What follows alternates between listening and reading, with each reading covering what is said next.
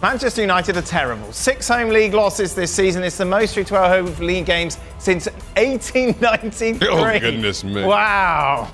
22 points and 10 losses this Premier League season. Both is the worst through 22 games in the Premier League era.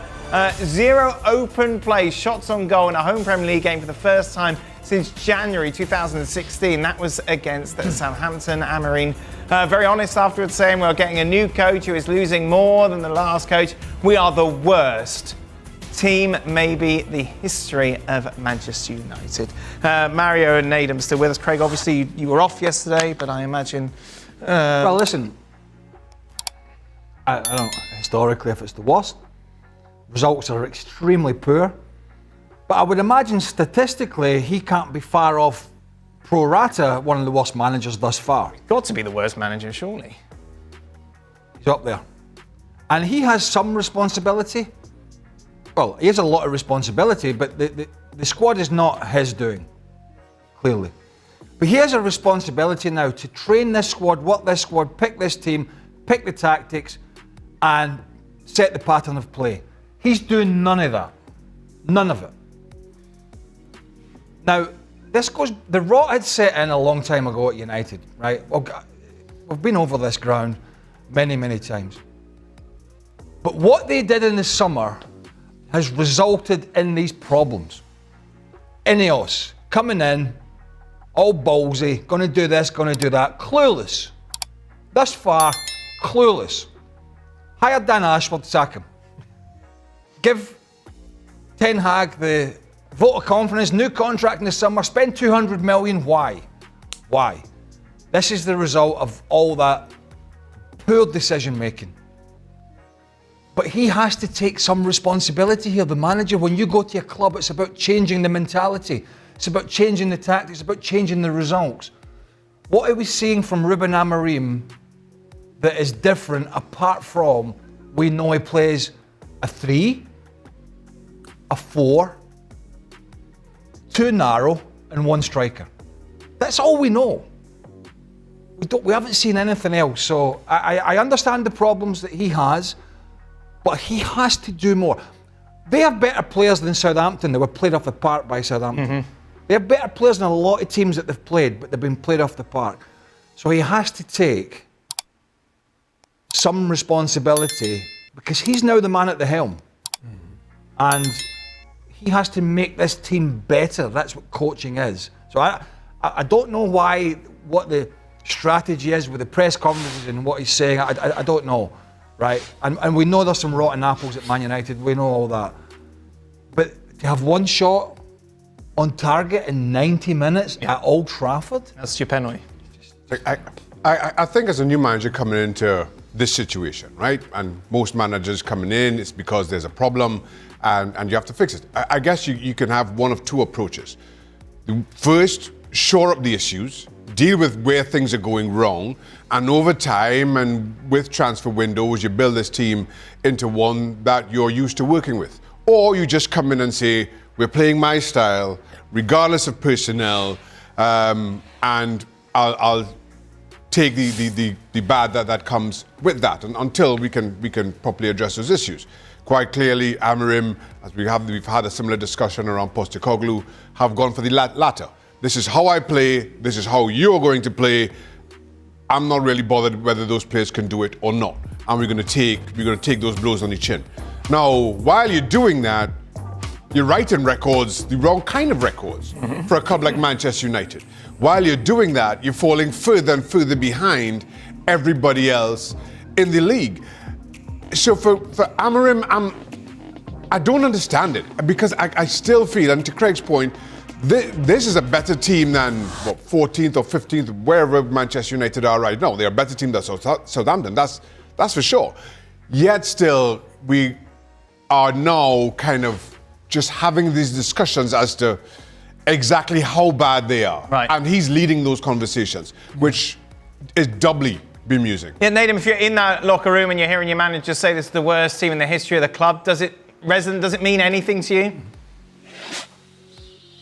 I think, to be honest, if he's saying it to the players as well, I think he's trying to get a message across. But in terms of what they say to the media, I've never really personally cared how much to sort of speak to media from that standpoint, because sometimes the messaging is different. They're trying to, speak to the fans, speak to certain individuals, but the way they speak to the team, for me, I think matters more. And I think for those players themselves, they're having this sort of like roller coaster of emotions. They get credit for the game against Liverpool. They get credit for the game against Arsenal. But in reality, if we really delve into the analysis of those games, they were pretty good defensively and they played as an underdog. But lo and behold, we're facing the same problems now. When we see them become the team that's supposed to be in the ascendancy, the team that's supposed to be on the front foot, they seem to be failing from that standpoint. So when the manager talks about it, yes, they are, especially in the Premier League era, because for Craig, for Shaka, for anyone that's watched the Premier League in those early years, United were the dominant force, and there were no questions about it. We're back. We always hear that, we're back. United are back. This was a great result. The Derby game, as I said, the Liverpool game, the Arsenal game, we're back. And then there's a dud against Southampton, basically. Yes, they won, but it's a dud. And there's a dud here against Brighton. And did anyone think this was going to happen? I think for most people that see the way they fluctuate, probably yes. And I think that's one of the biggest problems they have right now. Mario, your boy Ten Hag must be sat back in Holland going,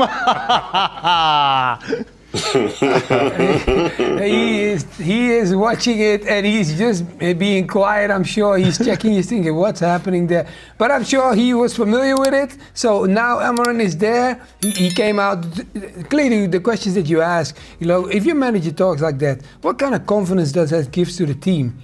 And how he values his players, you understand? I don't think that, of course, it will not all the players he doesn't like, but there must be some players that he does like. And the way tactically when he plays, the big games that he played and the ones that he performed he played 5-4-1.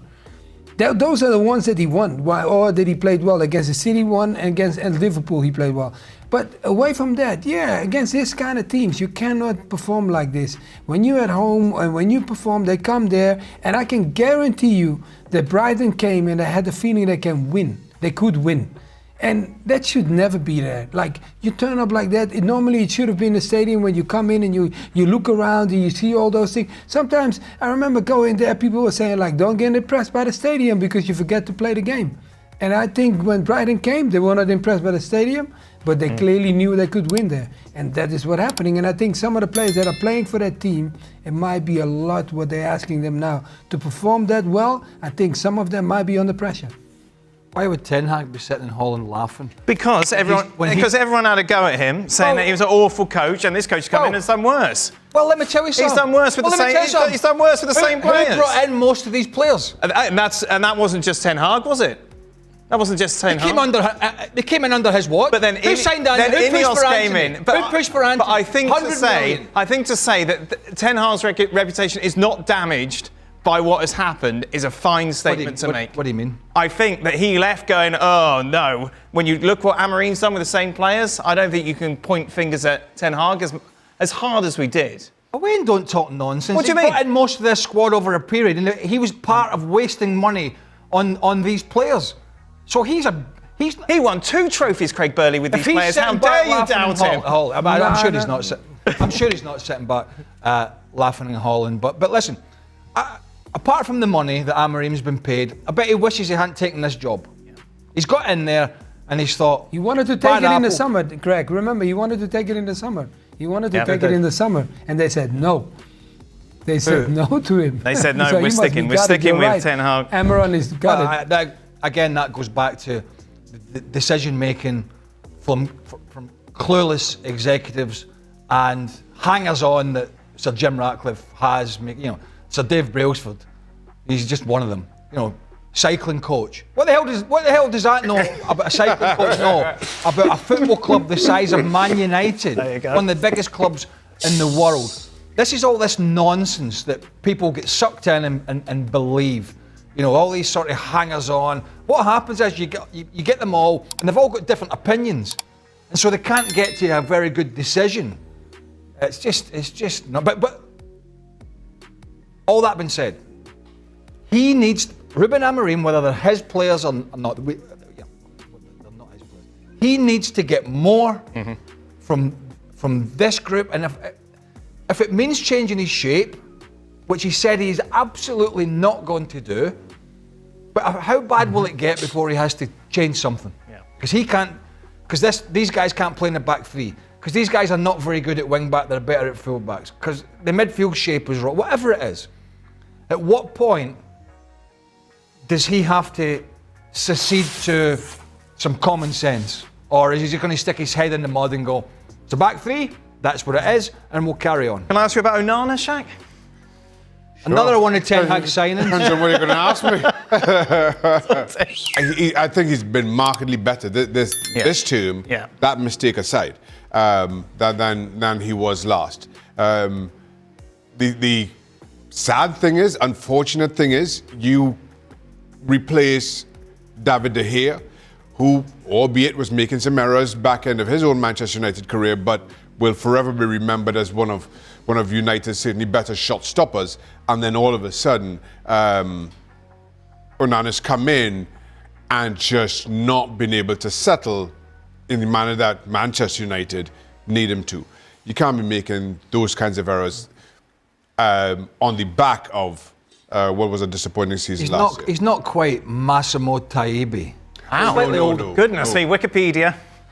No, he's not. Italian goalkeeper. Was Italian? Yeah, Italian. Who came in and he was a disaster. He's not been that bad, but has he really been an upgrade on the number 2 that was going to step up? Dean Henderson, who'd been there for a while, was waiting his chance. Clearly they didn't fancy him as the number 1, but has Onana been any better than, say, what Dean Henderson would have been? Not sure. So I think there's another player that you might have to move on. Worryingly, in terms of moving players on, as many mistakes as he makes, he's not a priority. No, exactly. Yeah. That kind of tells you where they are. Yeah. What's the biggest priority out of all these bad players? Yeah. Onana's not there, is he? Anthony obviously looks like he's on his way to La Liga as they're looking to change things up. And obviously when Onana makes a mistake, there's a few more million views to a certain clip of Xhaka Hislop, which again went viral yesterday. We should get money, Jack. Every time. Absolutely we should. Someone looks Absolutely we should. This was doing the right. Thanks to everyone who brought that to my attention Can I ask a yesterday. question? Yeah. Why was it doing the rounds yesterday? Because someone, like a well-followed account, just put Onana at the top and then showed that clip. and then showed the clip. See, And it happens. so many smart people online. I wish they'd give you some money. Welcome everyone. Today we're diving into the tough reality at Manchester United. With 6 home league losses this season, the most since 1893, the club is struggling in ways we haven't seen in over a century. 22 points and 10 losses from 22 games mark the worst start in the Premier League era. To make things worse, United failed to register a single open play shot on target in a home game for the first time since 2016. These stats highlight just how deep the issues run, both on and off the pitch. Ruben Amorim's tenure is already under heavy scrutiny, with critics like Craig Burley questioning his approach. Despite inheriting a flawed squad, Amorim's tactical stubbornness and failure to get results are concerning. While the team has better players than many of the opponents they've faced, they've been consistently outplayed. As a manager, the responsibility lies in adapting to the situation and elevating the squad, something we've yet to see from Amorim. On top of that, there's the broader issue of poor decision-making at the club. Years of misguided transfers and overspending have left the squad imbalanced. Andre Onana's performance has also come under the spotlight. He's shown some improvement, but mistakes are still happening. United fans, this is a critical moment. What needs to change first, the squad, the tactics, or the management?